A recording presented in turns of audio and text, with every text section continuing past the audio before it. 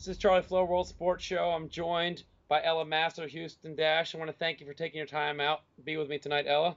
Oh, my pleasure. Thanks. It's always a fun time coming on the show. Yeah, definitely. So, I mean, you've got your own show and you've got some success out there. I mean, Yeah. how's that catching on in Houston? It was big in Chicago, but I mean, sure, you've gotten a lot of carryover fans from Chicago. Yeah, it's been good. It's almost a bit different here just because it's where you are with the Dynamo. So the whole setup is they have, you can make a documentary with the type of equipment that they have here, in a good case. But it's been good. It's just hard. Again, we want to do one for this, our last home game, but when you're on the road for the last 10 days, it's almost impossible to have a time to come home and shoot a show, which is unfortunate. But we will be doing a farewell show next week. That's going to be the first time people have heard about it, I guess you'd say. So, what is that like just doing this show and a lot of it? Is it a lot of improv or like, you come in with some subjects as we see you guys kind of branching off and just having fun with it? Yeah, we honestly think about it on the way to the show. And then, so that's what, a 10-minute drive. And then it's kind of just banter. I mean, that show is pretty much what Aaron and I are in real life. And then of the people that we've had on our show interviewed, it's the same. I mean, it's just all about kind of getting after them a bit and them giving it right back at us, which is good time. I mean, off the field, have you had any experience like that, like acting classes, drama growing up? Did you do any stuff on stage at all? My family would say I could be known as being a bit dramatic in certain situations, but besides that moment in time, no, it's just good old fun. Yeah, and I think that's what I hear about the fans and why I particularly like the show because you can see it's not scripted. It's just you being yourself. And I think shows like that really help the league grow. And I think some teams can take that advice because I'm sure you've gotten people to watch you and suddenly a fan of you and really might not have seen you play on the field. Yeah, for sure. I mean, I think that's, kids don't really know much about, I think, what separates a pro from, national team player to an international. So when, they see your name or they play it before a game. So that's a little bit weird, seeing your on big screen and have the rest of the girls in the league watch it. I mean, I think that's just appreciation that, besides the U.S. players, there's somebody else in the team that's there and they get to know us a bit more. Now you just had an interesting travel. You guys were out on the West Coast. You had the West Coast swing, and you guys played a big game against Portland and Seattle, and the Portland game being on national TV. I mean, what's it say about this league, and what's that do for you as players, knowing when you're on a big network on TV? I mean, that's what you play for. I mean, people are like, "Oh, aren't you intimidated or scared about going out there?" I'm like, "You're telling me that you would be that way playing in front of 19,000 fans?" I mean, that's what we dream of. As a kid, that's what pro sports looked like to us because you watch the NFL, you watch the NBA. So for a lot of girls, that was their dream coming true at that moment, which is pretty incredible to watch. I think it proves to the league that we're going somewhere. I mean, the first game had like 177,000 viewers, and people are finally starting to realize who we are and what we're about, and we can actually play good, fun, entertaining soccer. So if you didn't get that from our game or the game before it, I mean, we're here to prove a point, and I think it's the U.S. is finally kind of taking a part of that, which is cool to see. And I guess it's a little bit easier compared to like the WPS days now that you have the YouTube and it's on ESPN threes and twos. That it's a lot easier you to follow, friends or former teammates on other teams too. That before it was very hard to follow the games. For sure, and I think even the YouTube quality, I mean, credit to the teams, it's gotten a lot better. Chicago, because of last year, from last year to this year, watching their games, I mean, I think that quality alone has gotten quite a bit better. So we're getting better. Everything is getting better with the time that we're putting in. Now you're with Houston now this year. You're with Chicago this year. We've talked a little bit about some of the differences and Yes. about how there's some that are MLS involved and some are not MLS involved. What are some of the differences you've noticed? Some of the obvious are there, but just the day-to-day differences being with the MLS club. I don't know. I just think facilities. We get to go into our BBVA. We have a place to keep our stuff. Then we drive to training where we have, an athletic or I say musculation. Sorry, my French days. A weightlifting room where we can use, and the guys are right there. Then we get to go back and do ice baths, and we can watch TV, which is the World Cup. And we have a place to kind of keep our soccer life, and then we get to leave and come home. I think it might seem like a small, minute detail to some, but for us, it's huge to be able to go do our job, have a place to do our job, and then you come home and you get that separation. And a lot of places you don't have that. Yeah, and it also helps, when you got the guys there that you said you've done some workouts with a couple of players like Ricardo Clark that you have that extra, set of a whole nother team to just bond together with too. Definitely, and it's cool to after because we train an hour before the guys, and then get to watch them. Like we got to meet Beasley last week, who is so small. I think he's the size of my right bicep. I kid you not. But I mean, he's played in 3 World Cups. To just kind of pick their brains and to watch them train and their technique. For me, that's better than any game because you can just see what they're really like and the intensity they bring, which has been fun. And I'm sure you've gotten to some of their games, and then they come to some of your games too. Yeah, for sure. We have a little bit of a following with some of the guys, which is fun. Now you've been had a little banged up little history. I know you were telling me earlier that you were having some issues, and you wanted to talk about that because a lot of people are asking, where have you been on the field? And they were concerned because got a big enough fan base when you're not on the field. People are asking questions. Yeah, I appreciate that from them. Yeah, it's kind of been under wraps, just because as a pro, you never know what you can put out there. But 4 days until it happens, I think I can kind of divulge. For the last 2 months, I've just been dealing with a lot of pain down in my lower abdomen and groin area, and then finally got some tests back. We've kind of done everything we could this year, and have a sports hernia. And so the difference from like a regular hernia and a sports hernia is pretty much for mine, there's nothing popping out of the intestinal wall, which is a normal hernia, but for mine, it's pretty much the abdomen and the groin have just disconnected. And the thing is, when I'm walking around, when I'm hanging out, you can't feel it. But as soon as you start to move, I mean, you literally Google it and it says as soon as you start to lateral movement, kick a ball, sprint, pick your knee up, which is things, we don't really use in soccer, right? That it starts the pain. So, and then it's once you get going, you're okay. But then when you're going and then you try to cool down at all, I mean, the best way you can describe it is it's a long story short, but I accidentally had like a scar of getting like jabbed with something really when I was younger. And it's literally like somebody is jabbing something into my skin in that spot. And I don't remember coming off the pitch not having tears in my eyes. And it's just gotten to a point where, I mean, I can't play. So it's unfortunate, but you just got to get it done, get some answers. I'm just happy it's not because I'm old. I thought it was because I'm old, but you guys, I'm not there yet, okay? Not there yet. Still got all your hair, so you still got that going for you, too. That's right. So it looks like you'll be, I guess, sidelined for the rest of the season then, probably?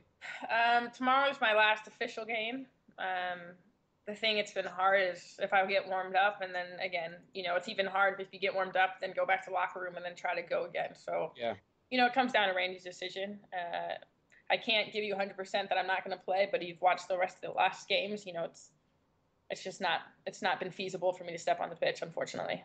Now, how is that as a player, knowing that you want to play out there, you want to be out there for every single minute, but knowing you're going through this, you don't want to put your team at a disadvantage either?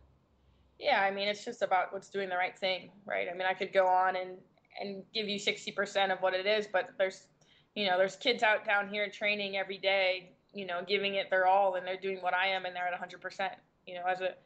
As a pro and a veteran player, it's the right thing for them to get the chance because, that's what I hope that they would do for me if they weren't completely able to play. And it's gut wrenching to watch these games and to watch what these kids.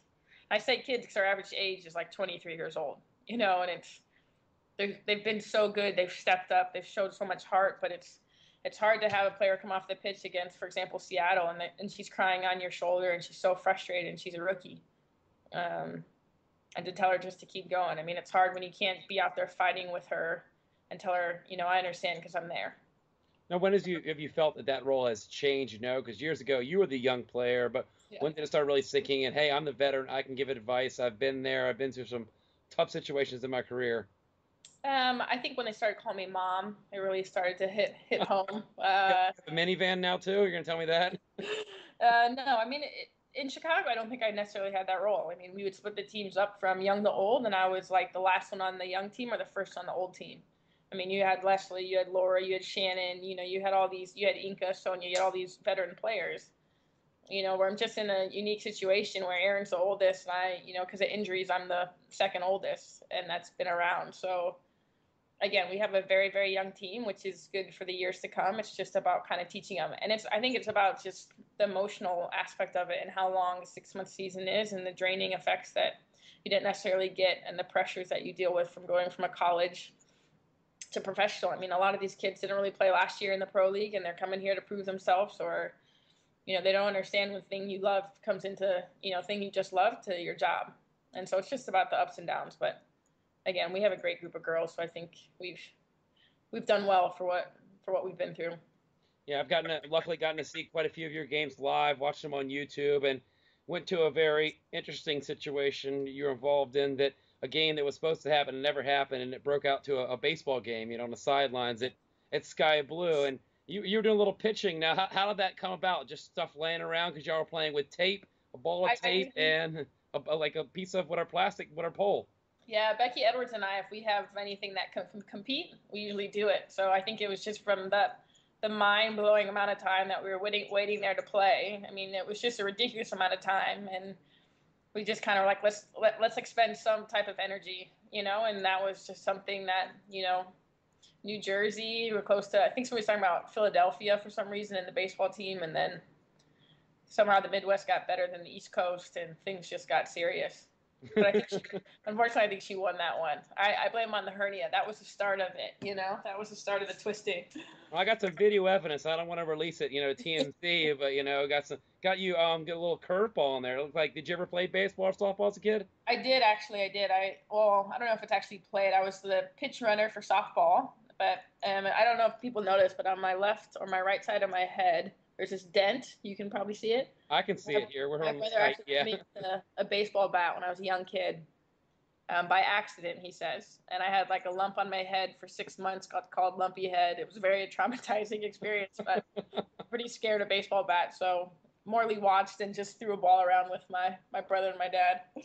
Well, that's how I personally got into soccer. I can't catch, so and they would put me in the position where the guys couldn't hit the ball, and discovered soccer that you don't use your hands, and you're not supposed to. You're supposed to drop the ball, so if it comes near you, so it all works out. But even like when I saw you guys doing that, because it ended up being you guys get kicked off the field about 6:20ish, for a 7 o'clock game, and we just kept getting delayed and delayed. But you never know, they were going to try to pull the game off by at least 11 o'clock. But there's not a lot of facilities there at the New Jersey's field, so I guess it is a way that you've got to stay loose, because you could have gotten that call any minute, game on. Exactly.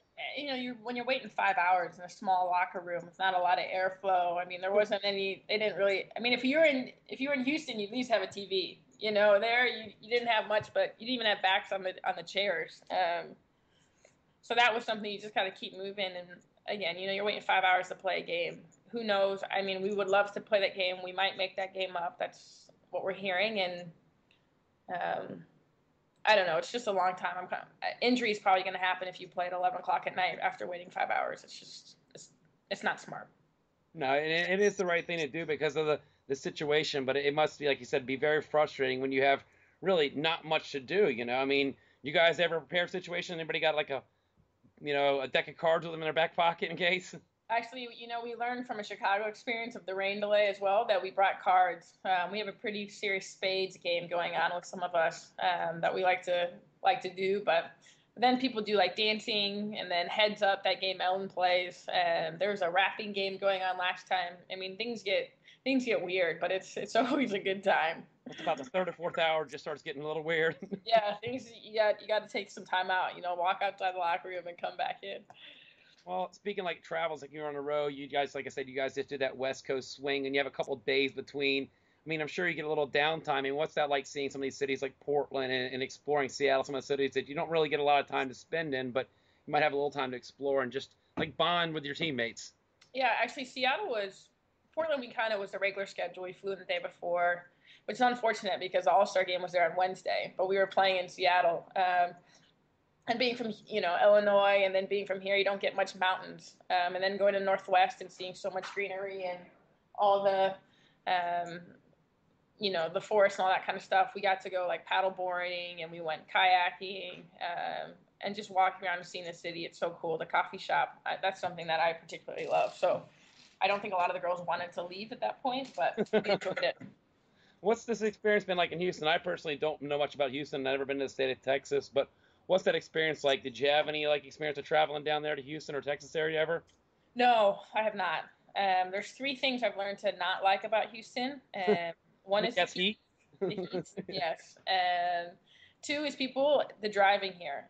People do not merge correctly, and they do not use their blinker. And they all have big trucks, so you can imagine how it fares for us. But It's been great.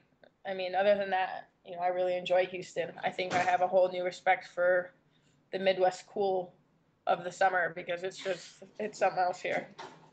Well, I want to thank you for your time. I know that you're a very busy person. I wish you the best of luck, with your season and your surgery, and can't wait to see you back on the field. And maybe they'll, if you got that New Jersey game, you'll sneak on the flight. That's right. That's right. We'll see what happens. And I appreciate it, Charlie. Thanks for the time. No problem. Thank you. Cool. We'll stop the recording now.